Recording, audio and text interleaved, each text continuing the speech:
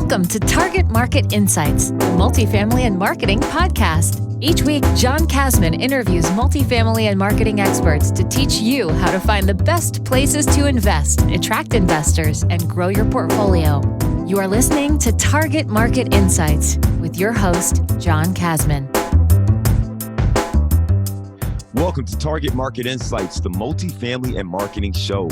I'm your host, John Kasman. I want to thank you for joining us for another great episode. Now, if you're enjoying this show, please do me a favor and leave us that 5-star rating and review. And if you have not already, make sure you subscribe. That way you don't miss an episode. Now, today we're going to be talking to Kyle Finney. Kyle joins the business development team at Arize, bringing with him passion for emerging technologies in real estate. He has worked alongside commercial real estate professionals in both Phoenix and Las Vegas, heading up initiatives for gaining insight, adopting new tech, and carrying out marketing and sales strategies aimed at helping companies stand out while increasing revenue and attracting and retaining tenants. Let's welcome to the show, Kyle Finney. Hey, John, thanks for having me. I'm super excited to talk about Arize, talk about PropTech, and really just have a great conversation. Absolutely, man. Let's just start right there. What is Arize? And tell me a little bit more about your background. Right on. So Arize, we're a smart apartment technology. So we manufacture and develop both the hardware devices and the software that couples with it. So all of our products are aimed at increasing operational efficiencies and increasing ROI for investors, owners, and property management companies. Excuse me. A little bit about me. My background has been in marketing and sales for a solid almost 10 years now, and I've had a focus on tech for about 5-6 years. So I got my start in tech working for a Devops company, and that was cool. It's all software development, and that really opened my eyes. I had a business development role with them.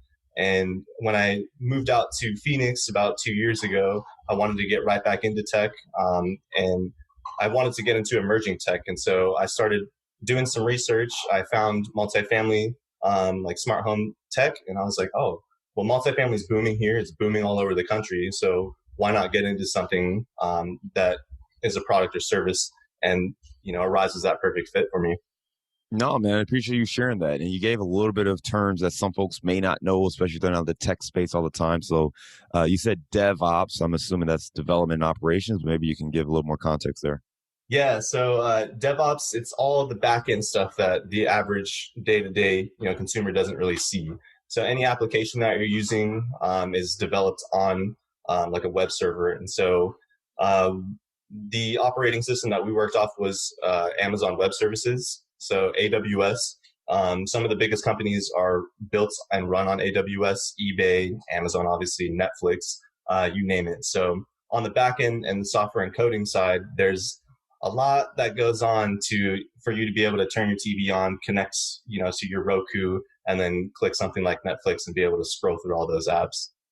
Yeah, I love it, man. I mean, that's obviously going way techie and probably not where we're going to focus most of our energy, but good to at least understand that there are companies and folks behind the scenes that are developing these things.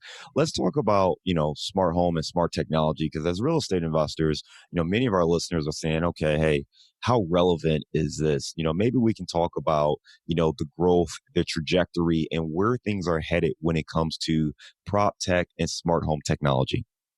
Yeah, 100%. So PropTech is a relatively, I want to say new term. So it's the idea that technology is disrupting the real estate market. And so in terms of adoption rate right now, we're maybe looking at a 2% adoption rate across the country for things like PropTech. And it's mostly in the Class A properties. And so what we find historically with any sort of multifamily trend is things will start in Class A and kind of trickle down to Class B, Class C, and so forth. And so one of the major things that's happening right now is the adoption of smart apartment technology. And that goes from things as simple as your Echo Dot and being able to connect to Alexa and, talk and ask about the weather and things like that, to things like smart lighting, being able to, set your lighting controls to whatever you want through your phone app, or have it learn your habits over time through AI, things like smart thermostats, smart locks, so you have keyless entry and things like that. So that's what we're seeing in the market right now. And in terms of prop tech, it's something that because not a lot of people have implemented, The value is there and it looks good on paper, but to put it into practice is kind of my job right now. Is to get people on board to see the value and see what it can do for their property value and just cash flow. Yeah, I mean, listen, it sounds like great technology. It's more of a comfort thing for most people, right? The ability to unlock your door, lock your door from your phone or for an app, to control the temperature in your apartment from an application on your phone. That sounds great, but we're investors. We care about the return on Oh yeah. investment, right? So let's talk a little bit about the numbers. What impact does smart technology actually have on the bottom line? I love this question. So I give this example and I'll give it to you right now. So let's take a baseline of 100 units, right? And let's implement something like smart locks and water leak detectors. So smart locks are great for residents, and it's also great for maintenance on the operation side, for operational efficiencies, not having to rekey units, turnover, and things like that. And then the water leak detectors are great on the investment side because you're protecting your asset. So if you put something like a water leak detector under the sink, in the laundry room, behind the toilet, places that are prone to leaks, and it costs 17 cents a day to run, then it's kind of a no-brainer when you get a water leak and, maybe the tenant doesn't tell you for 6 months, and that's how it sits right now. Implementing a water leak detector, you get a real-time notification that says, hey, there's a water leak in this unit at this day, at this time. You can easily call the tenant. Hey, did you guys know there was a water leak? So in that regard, you're mitigating thousands and thousands of dollars. But we'll get back to my example. So baseline 100 units, let's say you implement the water leak detector and the smart locks, raise the rent $20 a month because you can charge a premium for that. So you're increasing that annual rent by about $24,000. And so if you have a building that's sitting at a 5 cap, that's going to increase your property value by about $480,000. And so your OPEX cost is going to be about $5 a month. That's just to run the software. So you subtract that 6,000 from your 480,000, you're netting 474,000 in property value just on those two items alone. And that's very simple. It's very straightforward. And we've seen this around the country happen time and time again. And then as far as breaking even on that, you're looking at less than 2 years to break even on that. And you might be netting close to 20 grand annually in profit from that. So to play that back, you said the cost to implement is how much?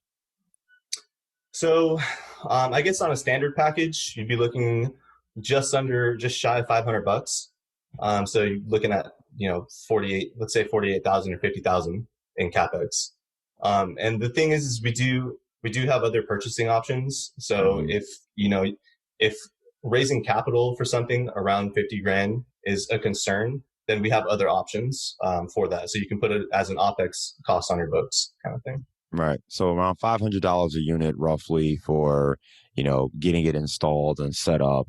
And then on the back end, you're saying it's going to generate how much money each year?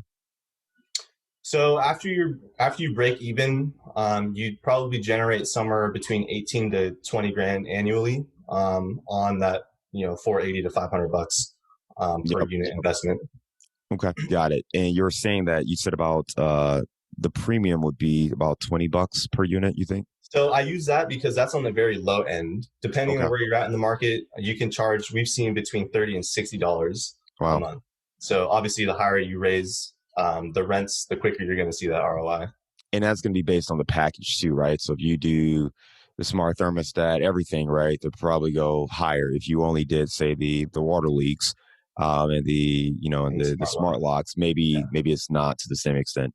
Got it. And I appreciate you giving us some context there, because a lot of times we hear about things like this, but it's hard to really wrap your brain around the real numbers and understand whether or not this is something that's a viable option. I want to challenge or just ask a question.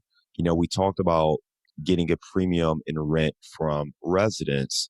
Are people really willing to pay a premium for smart technology? And if so, is it limited to the smart thermostat and the sexy things that they can control? Or, could you get it just for the smart locks and the water leaks? Yeah, so the most common thing that we've seen, and that's both attractive for residents and for investors, has been the smart locks. Hands down, That is the number one thing. It's easy to add. It looks better. It's marketable, and that's a major difference too. Is the marketability of a property, especially in a competitive landscape like say Phoenix. Anything that you can do to stand out against a property that looks and feels the same is obviously going to help on the resident side. Um, so yeah. Got it. So understanding the smart locks are gonna, probably the number one feature when it comes to smart technology is implementing smart locks. You mentioned Yeah, and before, so yeah, of the studies that we've yeah, seen, on average, I think one of the studies we did was like 81% of millennials were willing to pay more for a unit that was equipped with a smart lock. And I have a whole bunch of other stats. A lot of times when I do webinars for apartment associations and whatnot, I break those things down because it's really important to see those types of statistics. What is the market adopting right now? On average, we're seeing people of any generation willing to pay an extra $31 on average per month for a unit that's equipped with some sort of smart apartment technology, whether that's thermostats, locks, lighting control, whatever it might be. got it. So there's certainly a willingness to pay a premium for these features. And to your point, if you're looking to stand out or make your apartment community a little bit different from the competition, this is one of those ways. If they're not offering these packages, by offering this, you get to stand out to be a little bit more a cut above. And I mean, you talked about the Roku and Netflix example earlier, but people are looking at technology, and this is something that will help you stand out and market your properties and appeal to those folks that do appreciate the technological advances. You mentioned that a lot of these technologies really start in Class A properties. If you're not in Class A, if you're in Class B or even Class C, should we just ignore this, or are there other ways to start implementing some of the smart technology into Class B and Class C assets? So I love this question. So I personally talk to a lot of investors that are looking at that value add play for Class B and Class C. So depending on the property, water leak detectors, good for any property. Doesn't matter if it's old or new. Older buildings, obviously you have older pipes, which means you're potentially more prone to leaks, right? So something like that, it's kind of a no-brainer. Even for newer properties, one of our clients, one of the top developers in the country, over the last 3 years, they spent $1.5 million on water damages alone, and their property's 3 years old. So there are just things that happen sometimes. And when you look at construction, and I'm just hitting hard on these water leak detectors because it's really that just being proactive instead of reactive. In construction, sometimes when drywall is being built, they'll put a screw in the wall, and sometimes you'll get a micro puncture in a pipe that's behind that wall, and that leak won't show for 6 months when the tenant starts seeing paint warp or water spots on the ceiling kind of thing. And those damages are super expensive. So I think it's really important to look at being proactive, what you can do to be proactive on your properties. So from the value add standpoint for Class B and Class C, there is a pretty low capex, and when you think about it in terms of what it can do for your property value. So if your plan is to even hold for even say 5 years, if you can increase your property value by $500,000 on a $50,000 investment, where can you get that kind of return in the market? So that's the kind of stuff that I like to look at and talk about with people. Yeah, so there's opportunities even in Class B, Class C things. They may not be willing to pay a premium for certain smart technologies, but even if it's just the water leaks and some of those things that help reduce your expenses, there's still some opportunities there. Yeah, absolutely. All right. And then the other thing you mentioned, I know you said as with the example, you used 100 units, but is there kind of a cutoff? Is there a minimum? If I've got an 8 unit building, can I look at this, or should this really only be implemented for 100 units and up? No, I mean, obviously, as a company, yes, we try to meet economy of scale, but no, there's no cutoff. I mean, I've worked with people that have 18 units that are implementing smart locks and water leak detectors. Yeah, so there really is no cutoff. It's all about just what are you looking to do with your property, and how can we help? And for someone who is not a fit, or as an apartment that's not a fit, what would that look like? I mean, for you to look at it and say, hey, for this property, this really wouldn't work for you. What does that property need to entail for it not to be a fit for this? I think when you think about the product offering, that this goes for any company, not just Arize. Um, Not every product, or not every device is going to be a good fit. And so I like to do say that, but I'd say as far as something that would be a good fit every time, and that's the way I like to look at it, more of an optimistic outlook, is the water leak detectors. And then also just, seeing what residents are looking for. But if anything, if it's just going to be from an investment standpoint and protecting your property, it's like water leaks are literally great for any property that exists.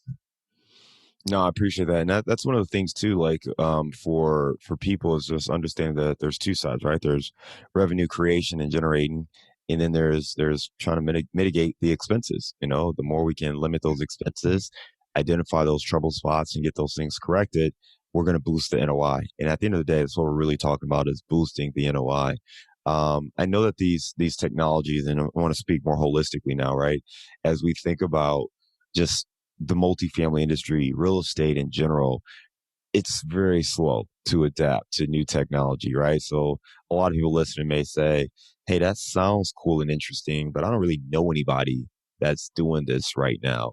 What are you seeing in the marketplace? You mentioned a 2% adoption rate, but is this something that we're not really going to see for another 3 to 5 years, or is this something that's really picking up steam? And, if you wait to do these things, you're going to be the person behind the eight ball. What are you actually seeing on the adoption rate and just kind of the speed of adoption there?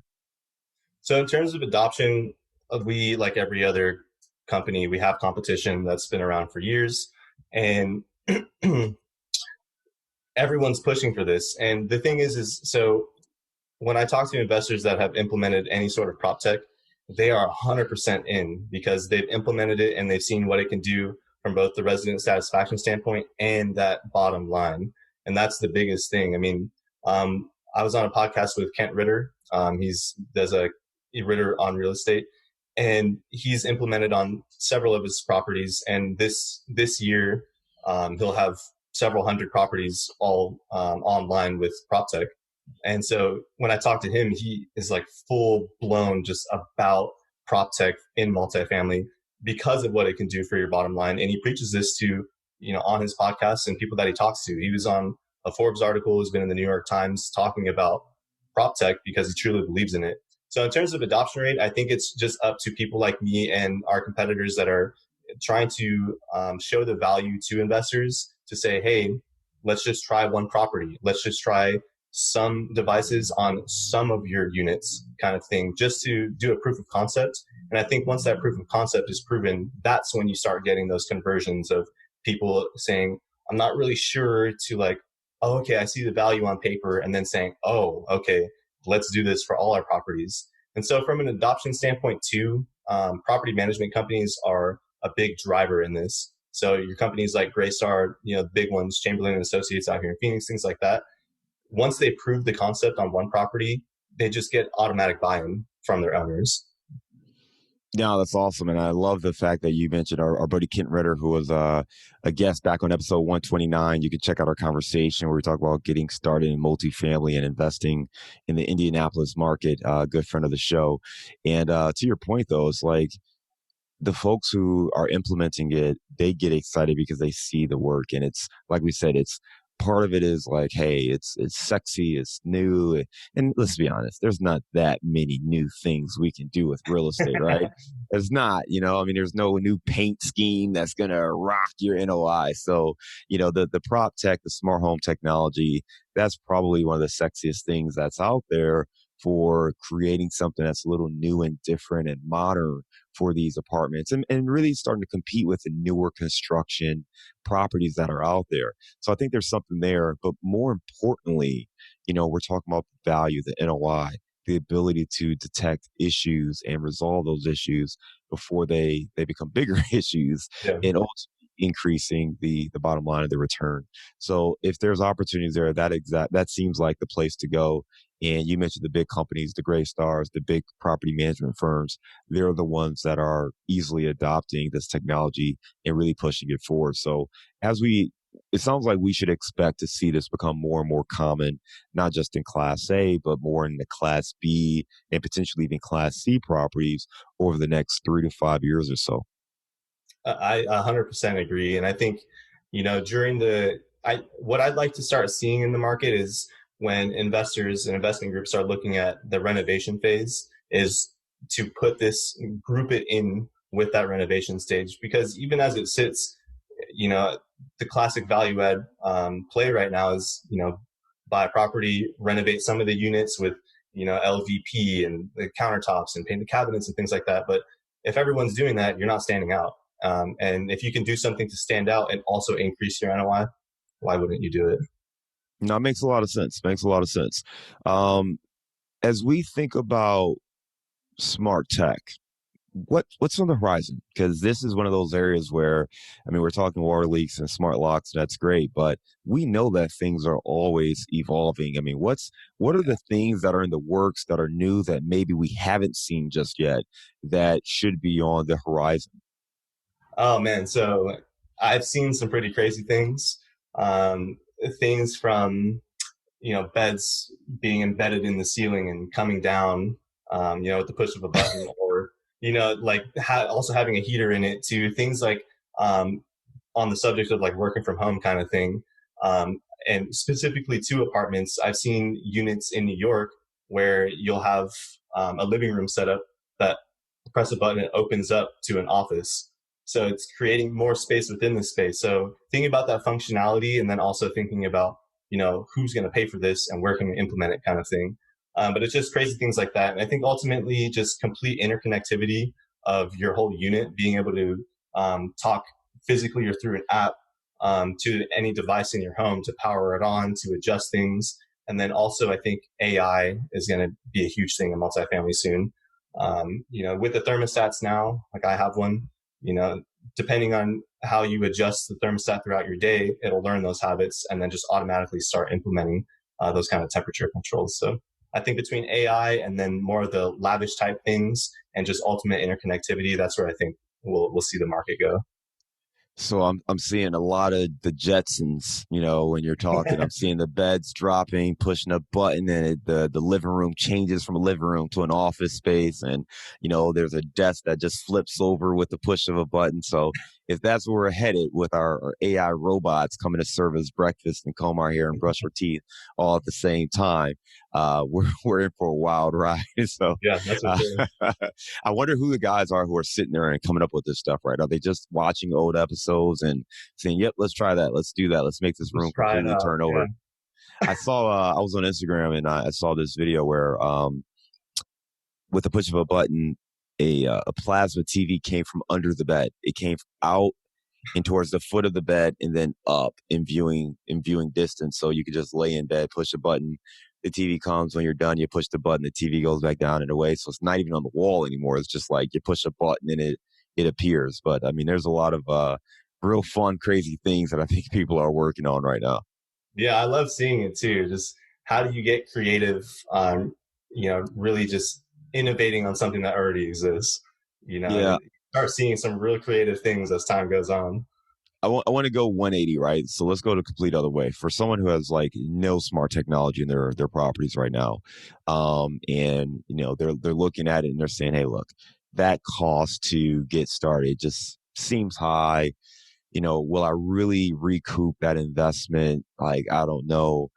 What are some, one, recant that. And I'm curious to hear if you think they can, or the way they should be thinking about improving their property. And with that said, what are some things, whether it's smart technology or even a little bit differently, what are some ways they could think about increasing the value of their property if some of these things are maybe beyond what the current resident base is willing to pay a premium for, or the properties themselves just don't warrant that kind of investment?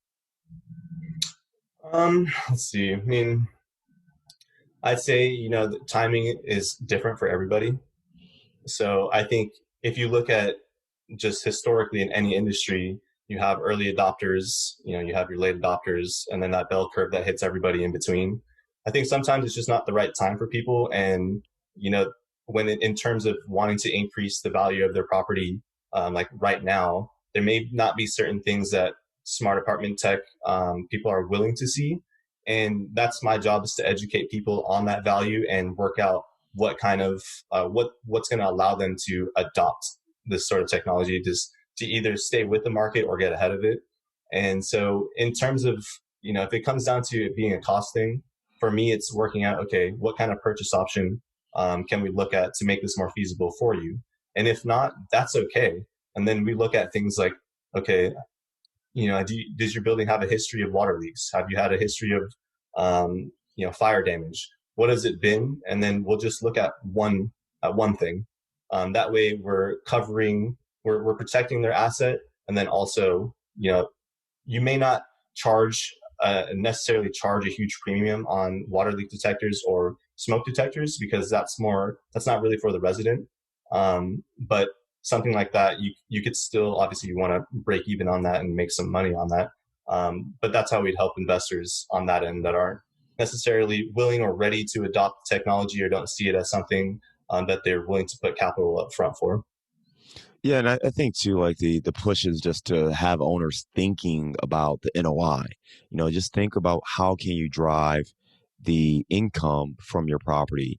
Part of that may be lowering expenses. Look at things like, your water bill. Can you reduce that? Can you be more efficient with your toilets, with your, with your water bill in general, with your electricity, putting in timers for your lighting systems, just really thinking about the building holistically and all of those line items and figuring out where you can be more efficient. Where can you squeeze out more value, reducing those expenses, increasing the rental income and the other income.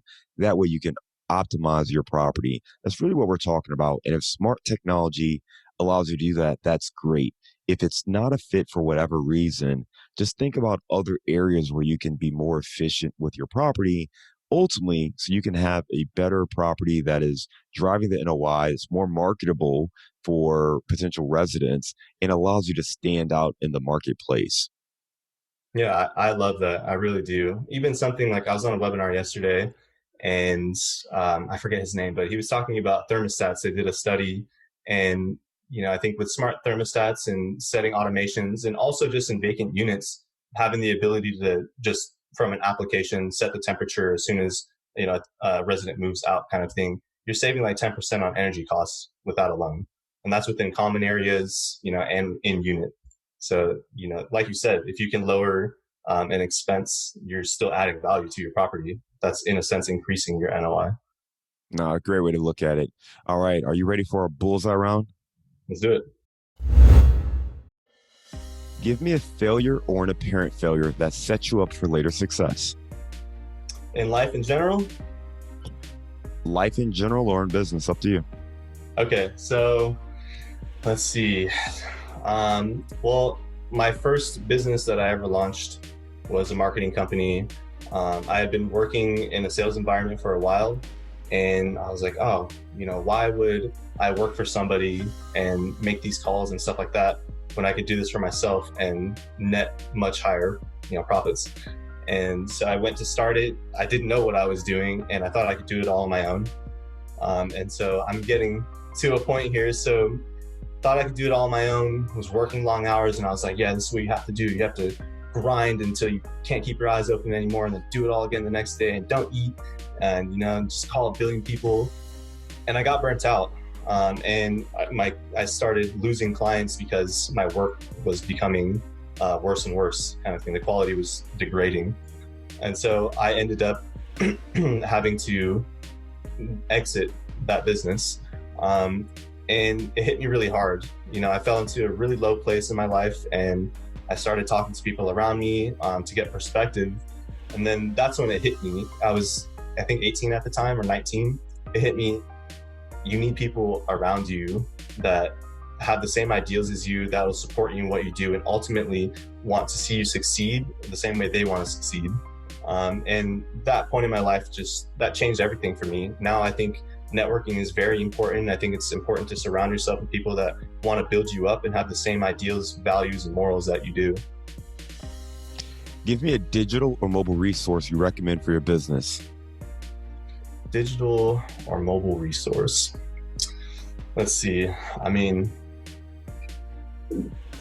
Any sort of news outlet. In the multifamily industry, I just follow any sort of news source, and I just look at articles to get my updates. Sometimes I won't click through, but I'll definitely just read what the headlines are. And if something catches my interest, I'll click on it to learn more, and then I'll spread that knowledge with people. Give me the book you've recommended or gifted the most in the last year. Can I say two? Sure. So Originals by Adam Grant. I think it's a great one, especially for people in multifamily, because it's all about people that have pioneered what they do in their industry. And I think it's really important to hit with investors in multifamily. You guys are doing something that not the average person is willing to do. It's a lot of work. You got to do a lot of due diligence, and you have to trust people, and you have to trust yourself in a way that I think a lot of people, the average person, isn't willing to do. So I like to recommend that book a lot because I feel like people that are entrepreneurs really hit on that.